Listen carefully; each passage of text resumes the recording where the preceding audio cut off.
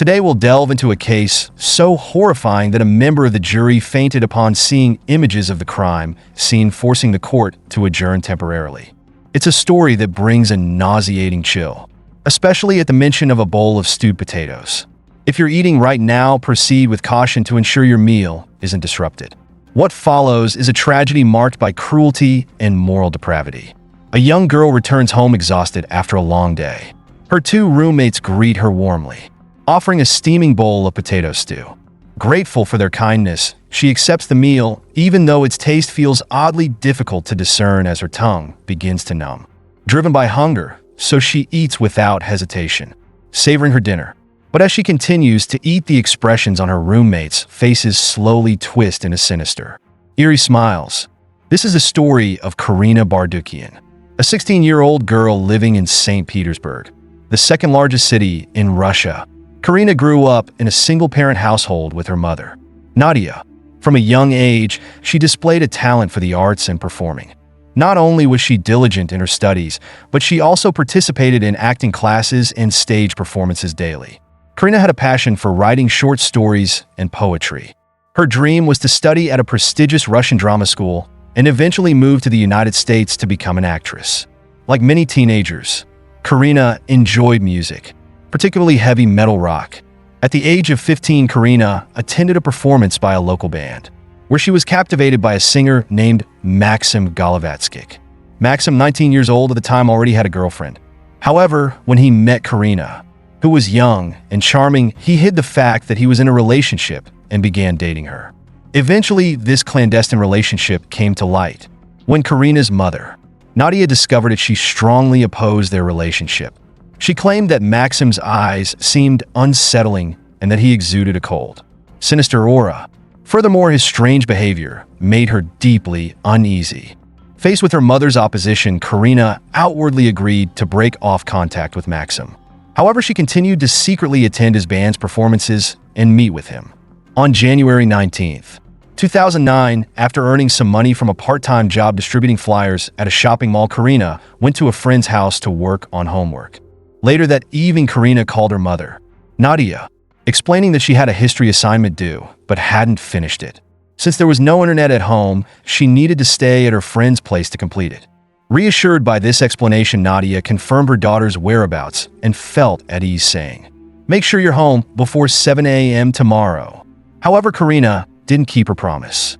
She didn't return home the next morning. Panic-stricken, Nadia began reaching out to her daughter's friends to inquire about her whereabouts. The friend's response to Nadia was that Karina had left their house after receiving a phone call that night, and no one knew where she had gone. Feeling that something was terribly wrong, Nadia immediately contacted the police. The officers took the case seriously, believing that the 16-year-old girl had disappeared under mysterious circumstances. They began searching the surrounding streets and parks. However, after 2 weeks, with no progress, Nadia grew increasingly despondent.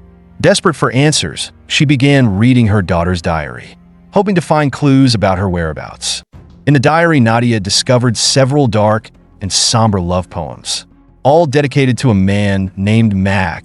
Seeing the name triggered a memory. Her daughter had been in a romantic relationship with a man by that name not long ago. Could the singer Maxim be involved in her daughter's disappearance? Nadia reported her suspicions to the police, but investigators said they couldn't open an investigation based solely on the poems. While searching further, Nadia noticed a garbage bin nearby with traces of dried blood on it. Overcome by dread, she opened the lid. What she saw inside left her pale with horror: the dismembered remains of a girl's body. The police arrived shortly after and collected the remains for examination. Tragically, they later confirmed that the body belonged to Karina, the young girl who had been reported missing. The autopsy revealed that Karina's cause of death was drowning, but her body had been grotesquely mutilated post-mortem. The wounds bore sharp, precise cuts that suggested professional expertise. The forensic expert concluded that the perpetrator likely possessed substantial knowledge in this area. There was a strong possibility the killer was either a professional murderer or someone involved in organ trafficking, as several of Karina's internal organs were missing. It was unclear whether they had been disposed of elsewhere. Karina's body had been frozen, which complicated efforts to determine the exact time of death. Meanwhile, Maxim's behavior increasingly aroused suspicion among the police. However, without concrete evidence or a credible witness, so they couldn't arrest him for questioning. Fortunately, a key witness came forward soon after, following widespread media coverage of Karina's gruesome death. A 21-year-old woman named Karina approached the police to report what she knew. Her face was pale, and she appeared overwhelmed with fear and anxiety, as though she had endured an unimaginable ordeal. Without much hesitation, she recounted what she knew about Karina's death on the night of January 19, 2009. The next shocking revelation was that Maxim and Ekaterina had been roommates living together in an apartment in the city. On the night of January 19th, they had hosted a party at their home, inviting a group of close friends. Among the attendees was a man named Yuri Maznov who, like Maxim, was a member of a heavy metal rock band. Both men were known for their bizarre and at times unhinged behavior. During the party, as the group consumed large quantities of alcohol, Ekaterina distinctly remembered hearing Maxim and Yuri discussing Maxim's girlfriend, Karina. Their tones seemed playful, perhaps influenced by the alcohol, so Ekaterina didn't pay much attention at the time. A little while later, Maxim took out his phone and called Karina to check on her. After ending the call, he put his phone down and shouted to Yuri, his friend, "The meat is on its way." Everyone at the party heard him, but only Yuri seemed to understand the meaning behind those words. Shortly after Karina arrived at the gathering, after welcoming Karina, they continued drinking and singing late into the night. When the party started winding down, Maxim announced that it was over and suggested everyone head home to rest. He mentioned wanting some private time with Karina as they were a couple, and everyone respected that. Ekaterina left for her bedroom, but later that night, she heard the sound of running water from the bathroom and some unfamiliar noises. Feeling uneasy, she stepped out of her room to investigate. As she approached the bathroom, Yuri blocked her way and said that Maxim and Karina were bathing together inside. Ekaterina found it strange, as Maxim had told her earlier that he wanted privacy with Karina. Moreover, everyone else had already left, so why was Yuri still there? However, considering the close friendship between Maxim and Yuri, she dismissed her doubts and returned to her room. The effects of the alcohol soon dragged her into a deep sleep. At that moment, she couldn't have imagined the brutal crime unfolding in the bathroom. Maxim had lured Karina into the bathtub under the pretense of bathing together. As he sat down, he placed his legs over her chest, pinning her in place. This act was the prearranged signal between him and Yuri. Hearing Maxim cough, Yuri silently entered the bathroom. Karina, unaware of the danger behind her, suddenly had her head forced underwater by Yuri. The sudden attack left the 16-year-old girl struggling desperately, but she stood no chance against the combined strength of two men in their 20s. In a matter of minutes, Karina lost consciousness and drowned in the bathtub. What followed was even more horrific. Drawing on his part-time experience, Maxim dismembered Karina's body with shocking precision. The atrocities didn't end there. Maxim and Yuri divided her remains and cooked them alongside potatoes and vegetables, eating the meal with chilling satisfaction. The next day, they sold Karina's clothes, jewelry, and phone. They cleaned the bathroom thoroughly, and if anyone inquired, they would claim that Karina had left the house the previous day and hadn't returned. Ekaterina, the 21-year-old woman living in the same apartment, had passed out drunk and left early for work the following morning. She noticed nothing unusual around the house. When she returned that evening, Maxim and Yuri had finished their cleanup. They invited her to join them for a delicious dinner, and unaware of the macabre truth, Ekaterina accepted. At that moment, she couldn't have imagined that Karina's frozen remains were just steps away in the refrigerator, and that the stew she was eating contained parts of the unfortunate girl. Sometime later, Maxim and Yuri disposed of Karina's remains outside the apartment. After reading the news about Karina's death, Ekaterina recalled the strange events of the past weeks and Maxim's eagerness for her to eat the stew. Overcome with revulsion, she rushed to the bathroom to vomit. Her testimony provided crucial evidence. Finally, the police secured arrest warrants for Maxim and Yuri, apprehending them shortly thereafter. When Maxim's apartment was searched, several of Karina's body parts that had not yet been discarded were found in the refrigerator. This served as the most damning evidence against him. Faced with police interrogation, Maxim and Yuri initially tried to shift the blame onto each other. However, it didn't take long before they succumbed to the pressure, confessing to the murder of Karina and detailing the horrific crimes they committed afterward. Shockingly, neither of them displayed any remorse during their confession. Instead, they laughed loudly, treating the gruesome events as if they were nothing more than a source of amusement. They claimed that the reason for using Karina's body to prepare food was simple. They had no other food available. They said they were hungry and intoxicated from heavy drinking, which led to their impulsive decision to commit this heinous act. However, testimonies from several witnesses revealed that Maxim and Yuri had jokingly mentioned their sinister plan on multiple occasions prior to the incident. This evidence strongly suggested that the crime was premeditated. As for the underlying cause, it was tentatively attributed to their abnormal mental state. During the presentation of evidence at the trial, the gruesome crime scene photographs captured by the perpetrators themselves caused one of the jurors to faint from shock. This led to the trial being temporarily postponed for several days. When the trial resumed, Maxim and Yuri maintained an indifferent and arrogant demeanor throughout the proceedings.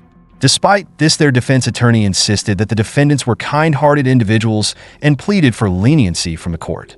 Witnessing this, Nadia, Karina's grieving mother, was overwhelmed with sorrow and anger. She blamed herself, believing her greatest failure was raising her daughter to be too kind and trusting, which ultimately led to this tragedy. This guilt would likely haunt her for the rest of her life, even though she had tried to dissuade her daughter from a relationship with Maxim. In March 2009, the jury found Maxim and Yuri guilty. Despite the severity of their crimes, their relatively young age led to prison sentences of only 19 and 18 years, respectively, a sentence many viewed as a mockery of justice. The only consolation was that they were sent to Ugorki, a notorious Arctic labor camp known for its harsh environment and infamous for housing murderers. Even the most ruthless criminals dreaded serving time there. The camp not only subjected inmates to brutal weather conditions, but also imposed grueling daily labor, with frequent physical abuse. For Maxim and Yuri, who had never faced such hardships before, the experience was agonizing. Initially, they complained, requested transfers to other facilities, and even appealed for a retrial, but all their requests were denied. Finally, in March 2017, after 8 years of imprisonment, Maxim, the primary perpetrator, hanged himself in his cell. He left behind a note that read, "I have ended this journey in this body. Now I will leave this world as a new being." Yet it was clear to everyone that the moment he committed his atrocious crime against the innocent Karina, he had forfeited any chance at redemption. Maxim belonged to hell, a place reserved for inhuman monsters like him. On March 27, 2016, Miriam Rodriguez tightly gripped her loaded gun, her eyes fixed on the target, one of the 10 people who had kidnapped and murdered her daughter. Anger and burning hatred surged through her heart, for she knew that the decision she made in this breathless moment would change her life forever. Earlier, at 4 a.m. on January 24, 2014, a fateful call shattered Miriam's quiet life. On the other end was her eldest daughter, Azalea, frantically reporting that Azalea Rodriguez, their 20-year-old daughter, had been kidnapped. At that time, Miriam was working as a nanny for a wealthy family in Malin, Texas. She immediately dropped everything. She quickly packed her bags, left a farewell letter, and rushed to the international bridge at Rosa to catch a bus to Tamaulipas, Mexico, where most of her family lived. Throughout the journey, Miriam felt like she was trapped in a nightmare with no way out. She had to confront the brutal truth that her daughter had fallen victim to the notorious Zetas gang, a cartel that not only spread fear, but also left a trail of death throughout the city of San Fernando. Since 2010, the Zetas had turned the place into a living hell. Government buildings lay in ruins, and everywhere one looked, anonymous corpses were discarded like soulless bodies, leaving no one trusting in their safety anymore. When Miriam reunited with her family, they received a call from the kidnappers. They demanded a ransom in exchange for Azalea's freedom, promising that she wouldn't be harmed if the money was delivered on time. Desperation and hope mingled in Miriam's heart. Her husband, Luis Rodriguez, rushed to the bank to gather the ransom. Thanks to his long-standing reputation, Luis was able to secure the money quickly, but their life savings amounted to less than $110,000. They arrived at the meeting point and handed the money to a Zetas gang member, but Azalea wasn't there. Instead, they were directed to a nearby cemetery parking lot. It all felt like a cruel joke as hours passed without any sign of Azalea. The ordeal didn't end there. The kidnappers continued to extort the family, claiming that Azalea was still alive. 2 days later, Miriam was approached by someone who claimed to be the leader of the Zetas named Sama. He demanded an additional $2,000 to ensure Azalea's safety. Although it was absurd and hard to believe, but Miriam had no other choice. She was forced to pay in desperation, clinging to the hope that this was the only way to save her daughter. Despite all her efforts, Azalea never returned, and from that moment, Miriam embarked on a bloody and tear-filled journey to track down those responsible for her daughter's murder. She swore, "I will make them pay." A month passed without any sign of her daughter, and Miriam realized that Azalea had been killed. That vow for revenge became her reason for living, sparking a relentless war against the Zetas cartel. In February 2014, Miriam called Lieutenant Alex, a naval officer whose number she had received from a stranger on a bus to San Fernando. In the conversation, Miriam quickly noticed a stark contrast between the Navy and the local police.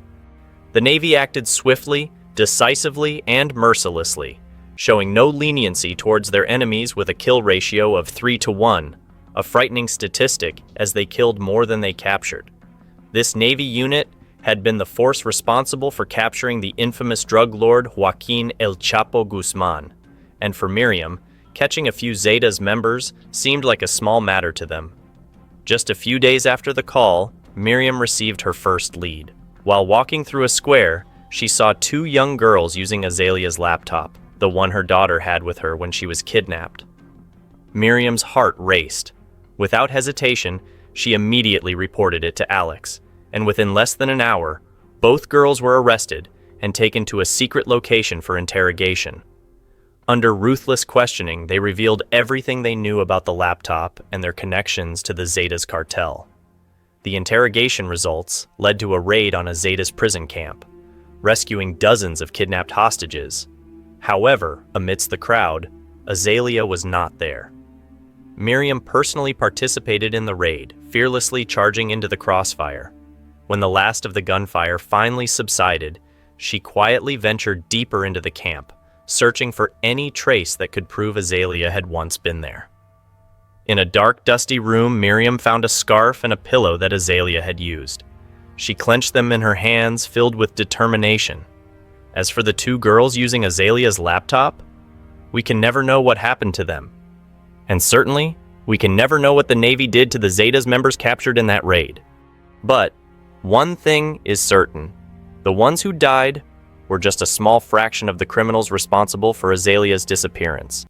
They may have been eliminated, but they were crucial clues for Miriam to uncover the truth about her daughter's fate. Miriam didn't just want revenge. She wanted to know why Azalea had been kidnapped. Who was behind this cruel plan? Most importantly, where was Azalea? Was she still alive, or had she already been killed? On September 15th, 2014, Miriam's son, Luis Jr., was closing his shop in Ciudad Victoria to attend a festival. As he was locking up, one last customer walked in looking to buy a hat. But Luis froze in his tracks because that person was none other than Sama, the one who had extorted his family, demanding an extra $2,000 in exchange for Azalea's life. You might be wondering how Luis recognized him, right? It was because a few months earlier, Miriam had met a mechanic who had repaired Azalea's car on the night she was kidnapped. This mechanic had also been kidnapped by the Zetas, but was lucky to survive. Miriam tracked him down until he agreed to tell her what he had witnessed, and the most important thing he said was the name Sama. Sama wasn't just a ruthless leader. Miriam believed he was the one who had directly ordered her daughter's abduction, but Miriam needed his true identity for the police to issue a warrant. For weeks, she paid cartel members to follow leads, but nothing bore any fruit. It wasn't until Miriam found a blurry photo on Facebook. In the picture, Sama stood next to a woman in a uniform from a local ice cream chain in San Fernando. With just that one photo, Miriam decided to follow that woman to track down Sama's whereabouts. After weeks of staking out various shops, Miriam finally found her. Then, after many weeks of waiting, Sama appeared. Miriam didn't miss the opportunity and began tailing him. She put on her old medical uniform, pretending to be a survey worker, going door to door in Sama's neighborhood. She needed more information, and her bold plan succeeded as she gathered the necessary details. Sama's fate was now only a matter of time. After collecting enough evidence on Sama, Miriam quickly sent all the information to authorities in the capital, hoping that justice would finally be served. But like a never-ending nightmare, everything fell into silence once again. A week passed without any action, and unable to wait any longer, Miriam began making constant phone calls, urging officials to act, demanding that an arrest warrant be issued. When even the calls were in vain, she wrote an official letter with harsh words, pressuring the investigators to take action. But when they went to check, Sama had vanished like a ghost. He slipped away right in front of their eyes. However, Sama didn't know that Miriam had a backup plan. She had spent weeks tracking him through his Facebook page, piecing together every small detail and face connected to him and the Zetas cartel. She had mapped out the entire network of those involved in Azalea's kidnapping. The evidence in her hands was complete, detailed, and undeniable, but the issue remained that no one in authority wanted to confront the Zetas cartel. With no one to rely on, Miriam decided to take matters into her own hands. Ciudad Victoria wasn't too big with a population of only around 350,000. If Sama was still there, he wouldn't be able to hide forever. She shared his picture with all her relatives, and then, on a fateful day, her son, Luis Jr., called and said, "Mom, I found him." Miriam's heart clenched as this was the moment she had been waiting for so long. Without a second of hesitation, she immediately called a trusted police officer, and within hours, Sama was arrested. She watched as he was handcuffed, feeling both relief and hatred. She thought this would be the end, but it turned out to be only the beginning of the nightmare. Under the brutal interrogation by federal police, Sama finally confessed to everything. He coldly detailed how they had killed Azalea. His words pierced Miriam's heart like daggers. Azalea was dead, and her death was more horrific than any nightmare Miriam had ever imagined. With that confession, Miriam found a new goal: to take revenge on everyone involved in her daughter's death. Sama named several more people, including Christian Jose Zapata Gonzalez, who was only 18 years old. Though young, but he couldn't escape justice either. Gonzalez was later arrested, bringing the total to 8 out of the 10 people Sama had named. 6 had already been killed in previous raids, leaving only 2 more. On March 27, 2016, Miriam hid in the shadows near the Matamoros International Bridge, the border between Mexico and Brownsville, Texas.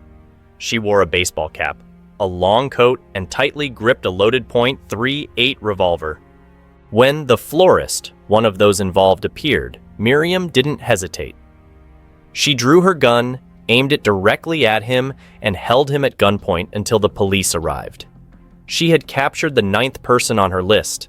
Now, only one remained. Some were dead, some imprisoned, but Miriam wasn't done.